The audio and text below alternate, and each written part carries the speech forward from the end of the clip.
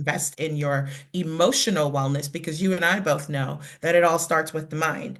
If you Sure do does. not get your mind right, then everything else follows the wavy, crooked path, right? But the minute you get your mind space uncluttered and you clean out all of the old traumas and the things and you heal and you become the person you were intended to be, then you can manifest the physical things because you're no longer carrying that emotional baggage.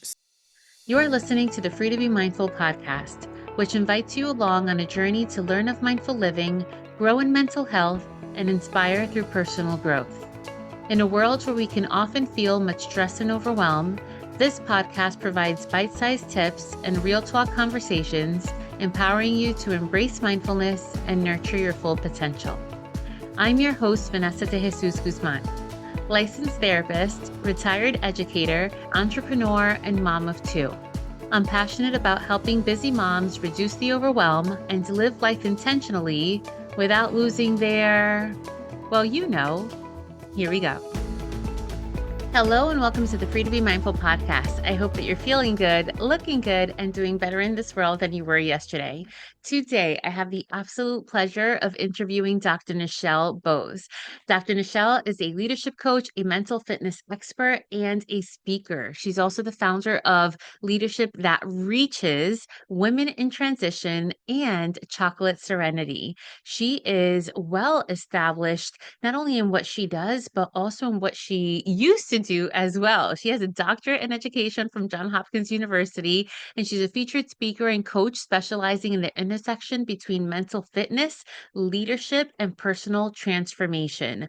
I love every time I talk to Dr. Nichelle. I feel like we have such a connection, and I really adore the work that she does. And stick to the end of the episode because there is a special treat and something a little different than is usually on the podcast. I hope you enjoy the episode as much as I truly did. Here we go.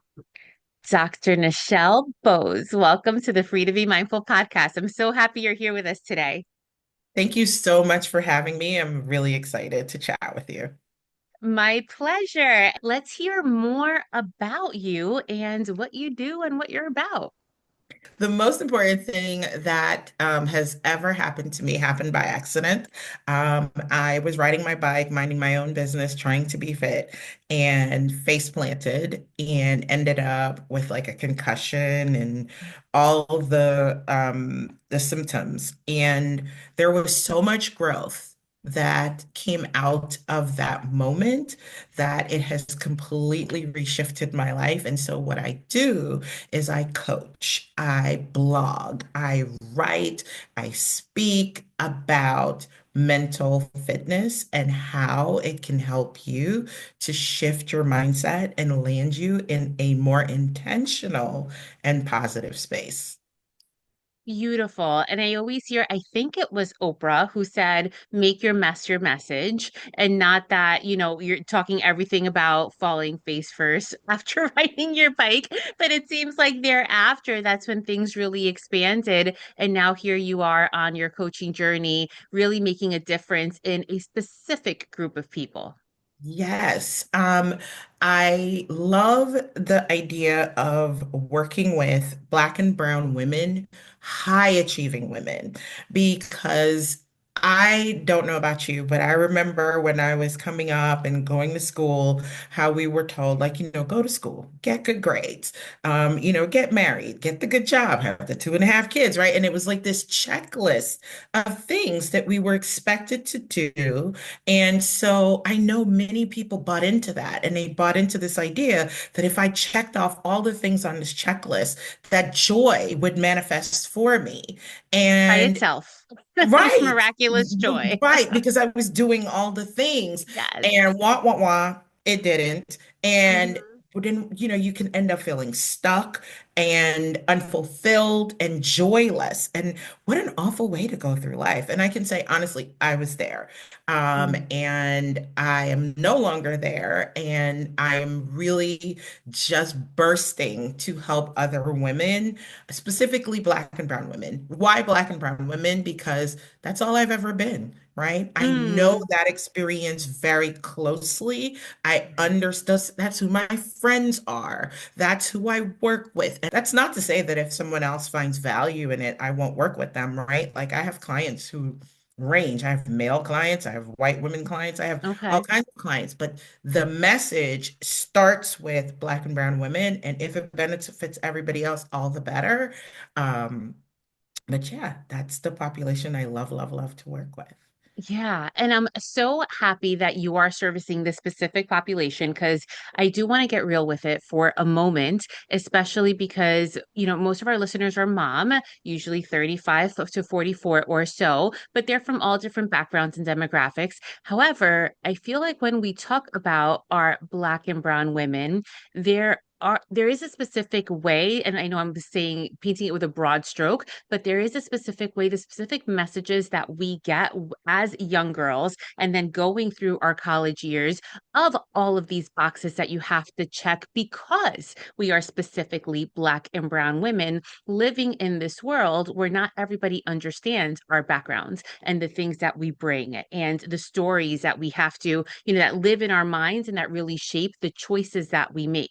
And that's why I'm thankful that this is your specific area of specialty and your niche, because not everybody can speak to those stories and know what it is that these group of women like you and I have been through. What is it that motivates us to stay in these boxes, and then how to come out of them and how to come Yeah, out of it successfully and still feel and get that joy that we were promised by checking these boxes, but that perhaps we didn't find there. Did I go too yeah. deep? No, that's perfect because it's this way that we've been socialized, right? We Right. have been socialized to work twice as hard, right?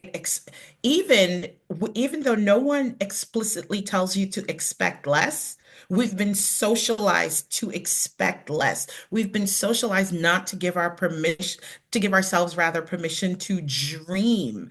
I want to just lift up Mm, this example for you. Like I told you, I have all kinds of clients. I do a dream life session where we visualize our dream life and we walk through it and then we map it out. I offered the opportunity to four women, two women of color, two women not of color. I will say, I'll let you guess which of the women have already scheduled and completed their session and have already started mm, moving their lives in alignment with the dream life, right? And mm-hmm. it's that missing piece where people think that just because you have access to something that you feel empowered Right. to reach for that access. And it's not that that's not the way we've been socialized, right? Like we can see certain things and believe. We still have to, vacuum out those limiting beliefs that that thing is Yes. meant for us. And that's why I like to work with that population. I really like the way you said that. Vacuum out those limiting beliefs, that imposter syndrome, those ideas that you are not enough, that you cannot, that you could only stay in this Yeah. lane, that you have to do it this way because it's the way we've been socialized. Folks who are listening or watching, it goes much, much deeper than that, but I think we're going to keep it there because we understand what we're talking about. And if it's your Yes. lived experience, you may too. But if you do have any questions, you can feel free to email Dr. Nichelle or myself. And just to give folks the idea really of where you come from as well, as far as your backgrounds, because I do want to get into the coaching and you're letting us know the people you work with, but you are Dr. Nichelle Bowes. So I do want to give that respect, your background. Yeah, academics has always been my safe space. So I have a bachelor's degree in English and psychology, master's degree in counseling, a master's degree in public administration, and a doctorate in education with a major in counseling from Johns Hopkins University. So I don't just talk about this. I have researched this. I've done the work. And so I have a foundation on which I'm building. And that's exactly why I wanted to point that out because it's not just pie in the sky. You've done this work very, very much in depth. And I always like to ask folks, especially who are in the coaching space, but because you have both backgrounds of counseling and of coaching, how would you describe the difference between the two? Yes, and I'm so glad you asked that. I had the option to become a licensed professional counselor, and I chose not to because I did not want to deal with the heavier work of unpacking and finding a new way to understand past experiences. Coaching is more where the client is directing the shaping the relationship, shaping the work, right? What I do as a coach There you is go. I ask you targeted questions, right, to help you decide where you want to go and how you want to evolve and transform your own life, as opposed to us having to do the heavy lifting that therapists like you do. I did the heavy lifting in my own personal life, and I was like, I can't do this on a daily basis.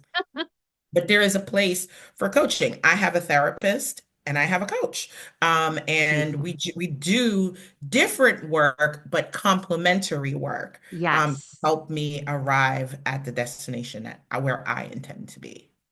I really like the way you said that. Different work, but complementary. And yes, you can have both. It doesn't Yeah. have to be in silos. You can have a therapist and a coach and a spiritual healer and all the things that you want to do Mhm. in order to reach your goals. So I'm glad that Yeah. you clarified that for us. Yeah, I mean, people look at professional athletes like LeBron James and Tom Brady, and they're like, oh my gosh, they're so great. I mean, the amount of money they spend on their wellness for their physical bodies, right? And so for me, it's the same thing, right? I want you to Yes, invest in your emotional wellness because you and I both know that it all starts with the mind. If you sure do does. not get your mind right, then everything else follows the wavy, crooked path, right? But the minute you get your mind space uncluttered and you clean out all of the old traumas and the things and you heal and you become the person you were intended to be, then you can manifest the physical things because you're no longer carrying that emotional baggage. So, yeah. Absolutely. I love that explanation. And I wanted to go back to those checklists because Mhm. I have been and am still trying to break out of the box of where the checks go in. I tried to color outside of the boxes, but because we have been again like socialized and brought up and really drilled into you got to stay in them boxes and you have to Mhm. make sure that you check all of those boxes. And the Mhm. second that you try to even tiptoe outside of the box, it's not only maybe of those around you who look at you like, well, what are you doing? What do you mean you're leaving an 18-year career of education with a pension and good insurance and all of that and opening up your own business? Like, why are you doing this? Right. So we get that. But then there's also a huge internal struggle because of everything that we, have the way that we've been brought up to be. So, and I know this is such an unfair question because there's so much work that goes behind it, but what would you say, like a light piece of advice for people, as I'm raising my hands, if you're watching on YouTube, for people like me who are recovering from being people who check those boxes off? I would love for you to book a discovery session with me, and I'll walk you through your dream life experience. I wouldn't even charge you. Walk you through your dream Mm, life experience, and you walk out of there with a narrative of a day in your dream life. And beautiful. then I give you the assignment to read that every day for 30 days. And you understand, Vanessa, like if you read that for 30 days, slowly you're building those new neural pathways in your brain Yep. that are saying to your brain, this is the life we want. And very slowly but surely, you start moving your life in alignment with that. So I think 90 minutes, give me 90 minutes, right? And then commit to doing the work on a daily basis. You wouldn't even have to come back and see me. You just keep reading that day in the dream life narrative, and you'll see that you will start to move in alignment. And the beautiful thing about the work that we do, what I do with my clients, is you don't even realize that you're breaking out of the checklist life, Mm, right? Because you are becoming so, I don't help you to transform. That's not the work that I do.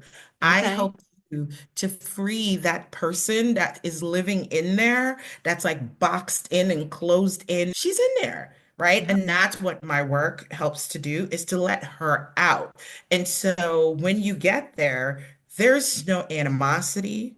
There's no Mm, anger. Like, it's like, when someone says to you, you're going to leave your 18-year career. Yeah, mom, don't worry about it. I promise you, we'll be okay. mm. Right? There you Because go. you're so full on the inside that you have a very different way of expressing to folks why you don't want to do the thing. You have such a pleasant way to draw your boundary lines, right? It Mm. doesn't feel like you have to draw those boundary lines and guard them with like a century.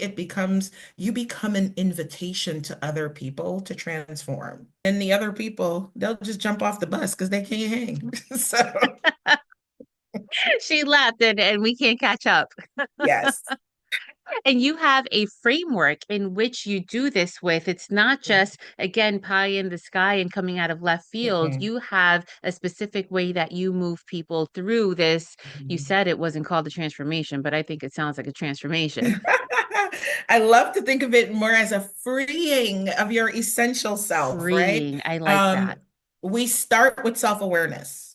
Mm, So many of us aren't self-aware. We are just moving through life on autopilot, but yep. really getting to know yourself, right? And then once we start to figure out who we are, there are parts of us that we don't always like, right? And it's like, my little Fupa. I'm like, Mm. Fupa, I don't necessarily love you. And Fupa's like, girl, I helped you carry them two babies. Like, I know you better love me. So then you get into self-acceptance, right? Like learning to accept yourself, the good, the parts that you want to change, right, for the better. And you offer compassion to yourself. So self-compassion Mm. is the third step.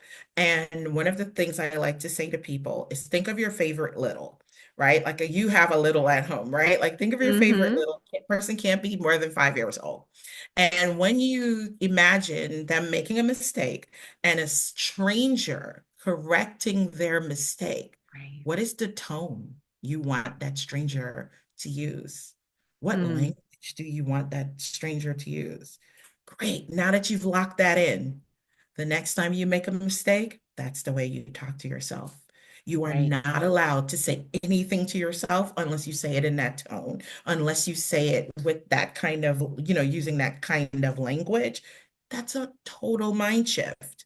Because how many of us beat up on ourselves for simple Every things, day. right? And so that leads you to the next step, which is the self-love, right? And I don't think Mm. I'm going to spend a whole ton of time there, but it's not like, dating yourself or whatever, but it's like truly loving you. And I Who you recently are. said to someone, my love for you is interfering with my love for me. So I'm Wow. going to choose my love for me. I don't hate you. Mm. I'm not angry with you, but I'm going to honor my love for me, right? Yeah. And that ability to say, yeah, no, I'm going to do this thing because this is what I need. It doesn't mean I hate you. It doesn't mean I have any animosity towards you, but I'm choosing me, like to truly choose yourself.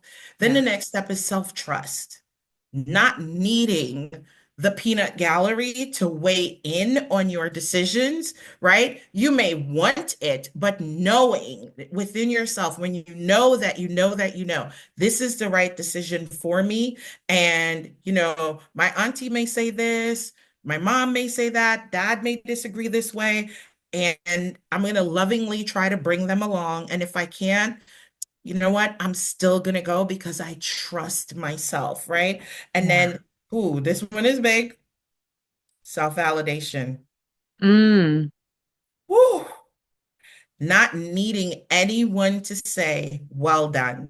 Not needing anyone to comment on my hair, on my makeup, on my car that I drive, where I live. being comfortable within myself that Yeah. I can give myself my own props and my own big ups, girl, game changing. And then the Yeah. last two, once you get there, self-advocacy, being able to speak up for, no, no, this is not what we agreed to. I would really like to get back to what we agreed to. I was recently in a meeting with someone who asked my opinion on something in a professional setting. And when I Mm, gave my opinion, because it was a dissent from everybody else's opinion, proceeded to give me feedback on my opinion. And I was like, oh, not needed. asked me. Yeah. Right? Right? You asked me, and this is my opinion, right? I Yeah. don't need you to agree with me, but I'm comfortable in knowing, that this is who I am, and I'm going to stand up for myself. And whether you agree or disagree, I'm not going to be mean. I'm not going to be rude. I'm not going to be Right. nasty, but I'm going to stand up for myself. And so it's that it leads to that last step that I refer to as self-sovereignty, sitting fully Mm. in your power. And when you get there, you become such an invitation to the people around you. You become an inspiration to people around you. And so that's the pathway. Beautiful. What a journey. You just took us on a whole book there with all those selves.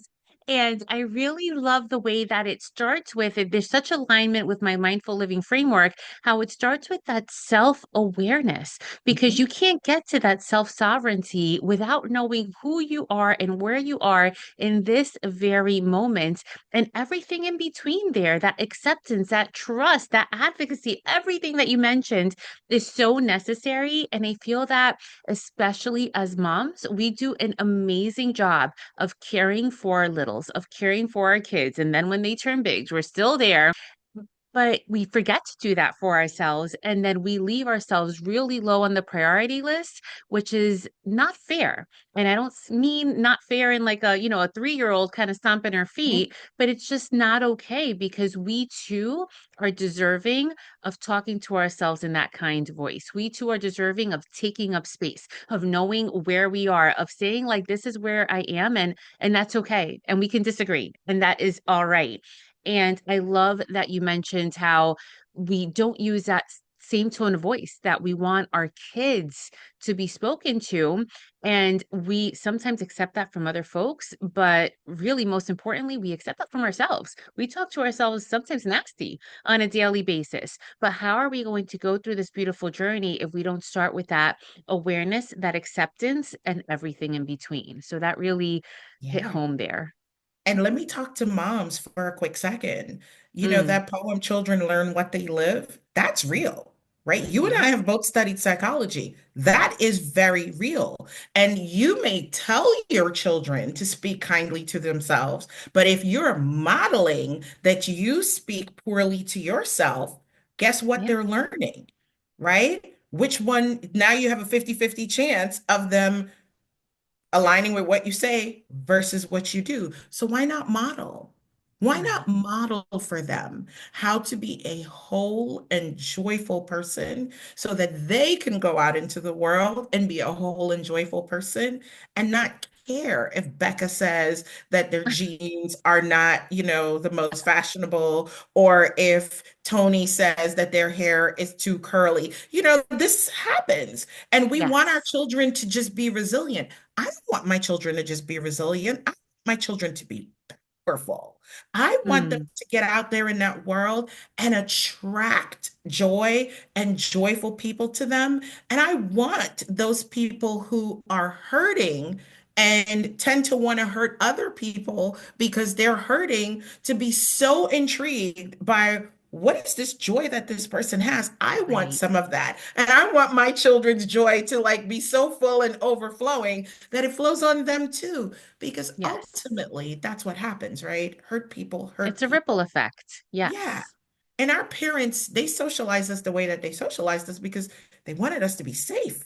They wanted to know that if something happened to them and they left this earth, that we would be It would be okay. okay. Right. And so there's zero like animosity and anger here. It's more about the more I transform, the more I grow, the more I become an invitation for other people to do the same.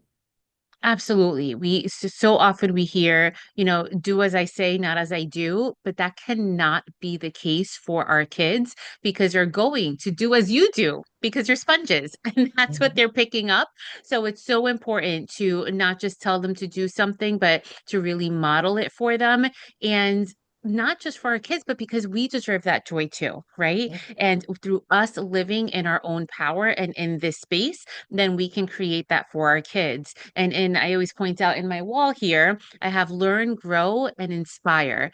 And it's really my belief that as we go through our journeys as humans, we're always learning. We hope to grow as people. So we should be changing for the better and growing as people, but then taking that and doing that last step and inspiring others to do the same. Because it's not a fairy tale book to think that we're going to be happy and joyful and all everybody like just skipping through the streets, right? So it doesn't have to be a fairy tale. Yes, we can again disagree. We're not always going to have the same mindset, but we can live in joy and we can live in joy within our hearts and amongst one another. But it really starts with how we treat ourselves. Yeah. I'll give you a little example. The other day, we were getting some vertical blinds, and we were waiting for someone to come to cut the vertical blinds.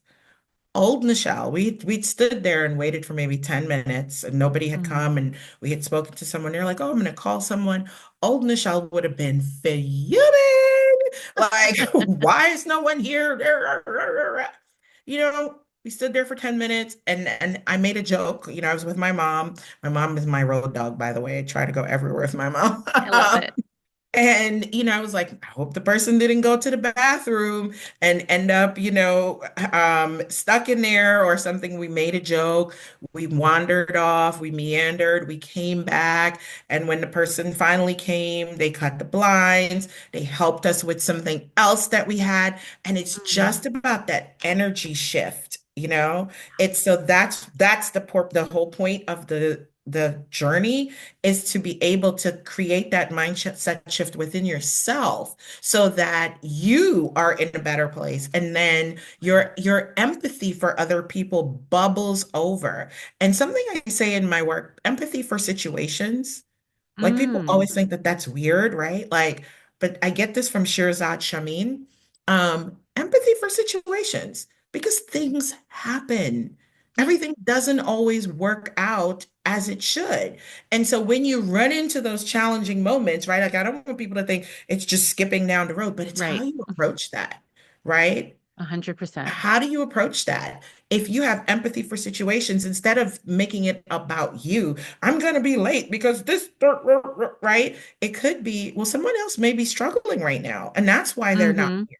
And so I'm going to stay in my positive mindset, and I'm going to extend empathy for this situation, right? And so that when this poor person comes, I'm not unloading all of my frustration on them. I'm greeting them and I'm pleasant, and we're having a pleasant exchange, you know? Yeah. And so, yeah, like that's the whole point of creating that mindset set shift for yourself.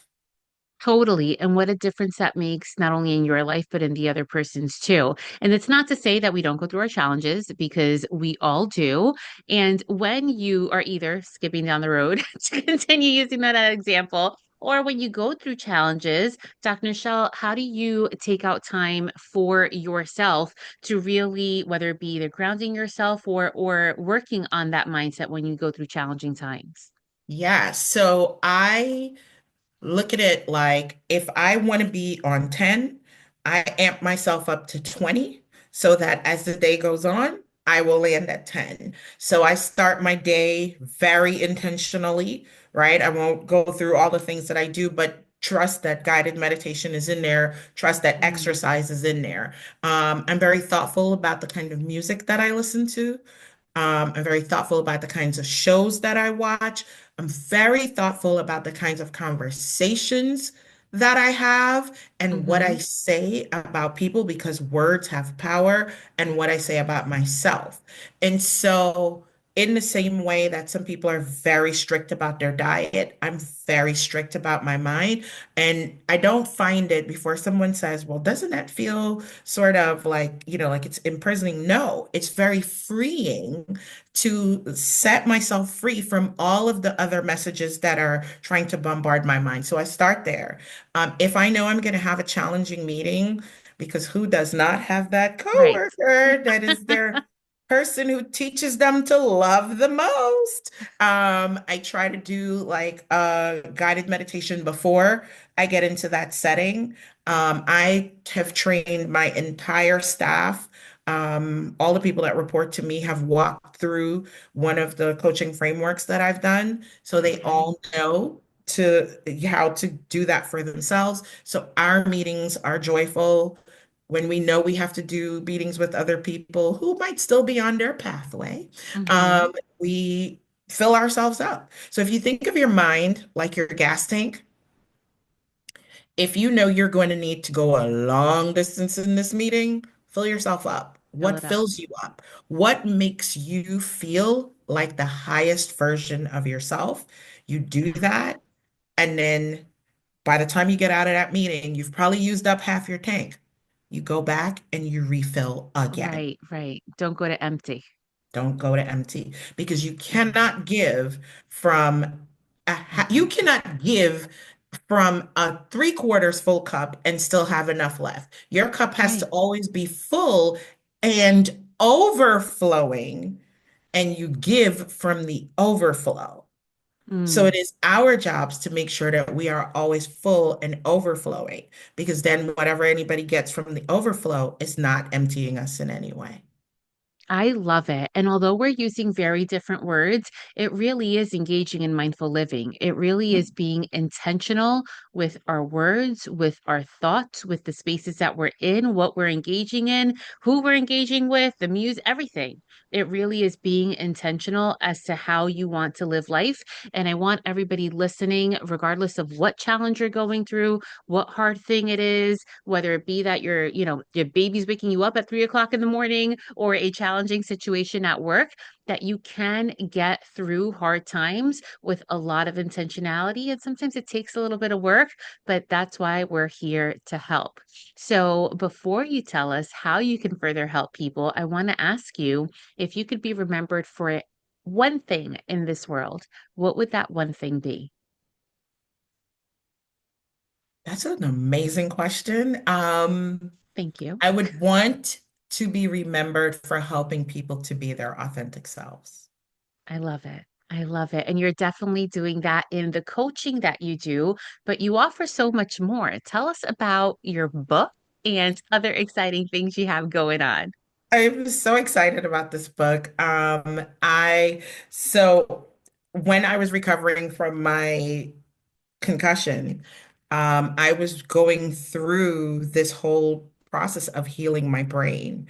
And I was doing all the mindful activities and learning about guided meditation. Because to be honest, before that, I always thought of meditation as something that was for other people, right? Because it was like, oh my God, I have to sit still. I'm not a sit still person, I'm a doer. I discovered guided meditation and woohoo, mind shift 180 degree Yeah. turn. And as I noticed that every time I would do a meditation, my headaches would decrease. Mm. And so I understood very viscerally how my brain was healing as I decreased my stress. And I wanted to give that gift to other people.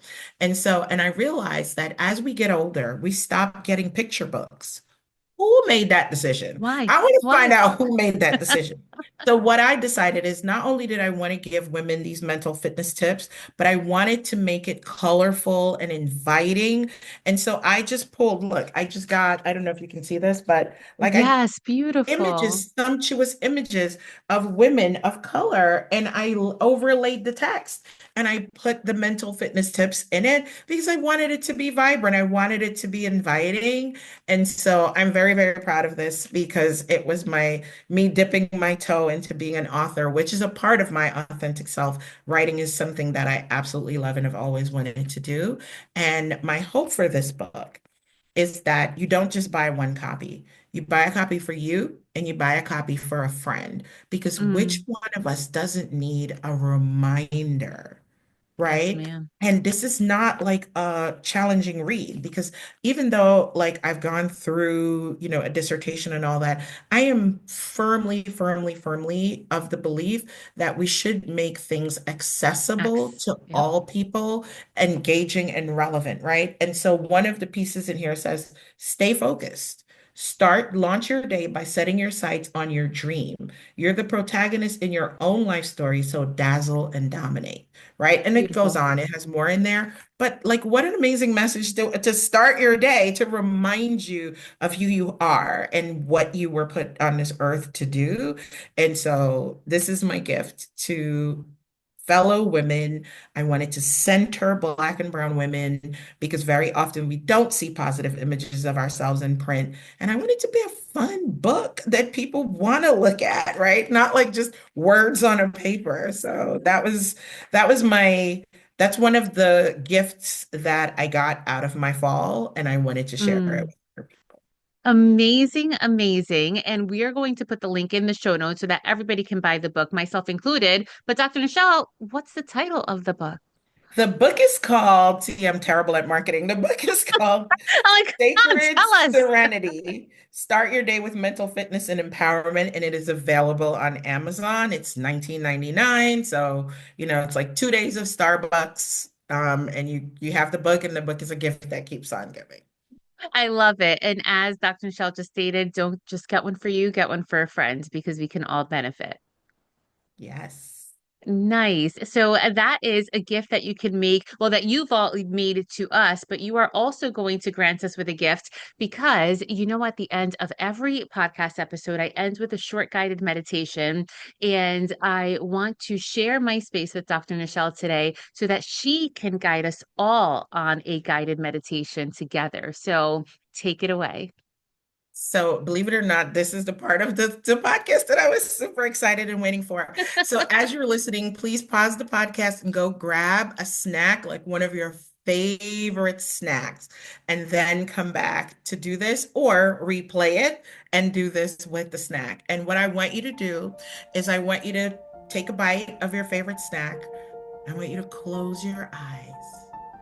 And I want you to taste the full flavor. What are all Tune in to only the flavors that are on your tongue.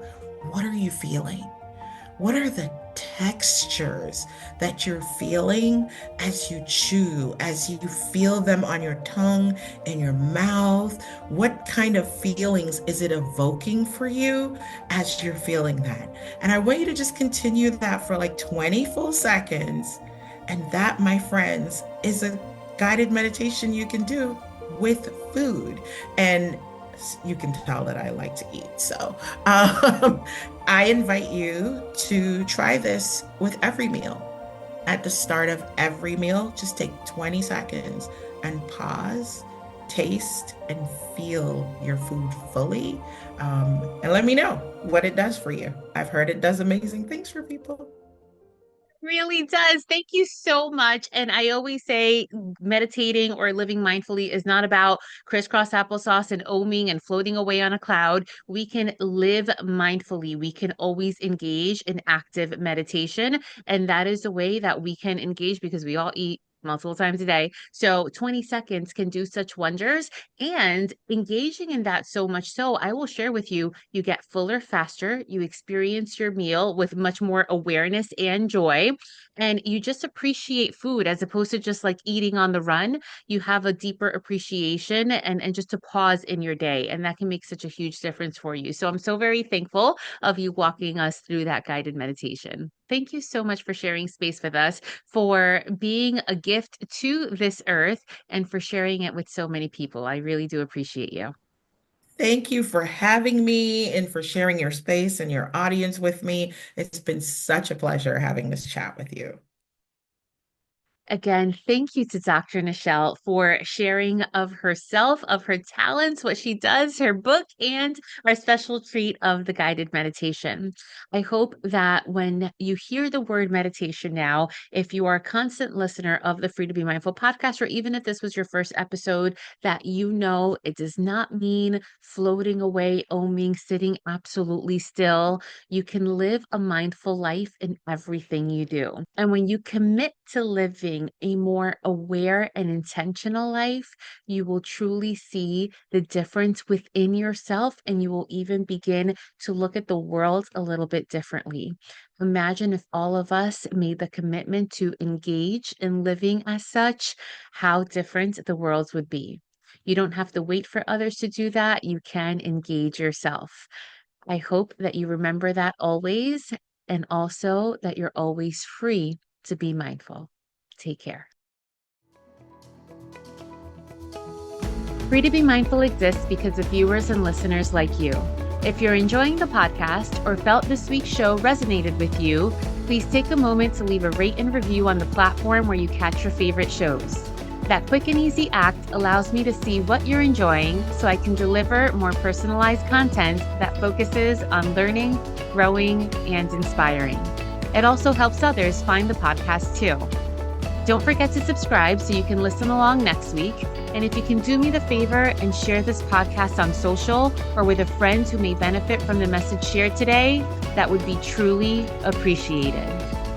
In the meantime, I welcome you to follow me on social media across all platforms at Counselor V. De Jesus for more fun content. And remember, my friends, in a world where you are free to be anything that you want to be, you are always free to be mindful. Catch you next week.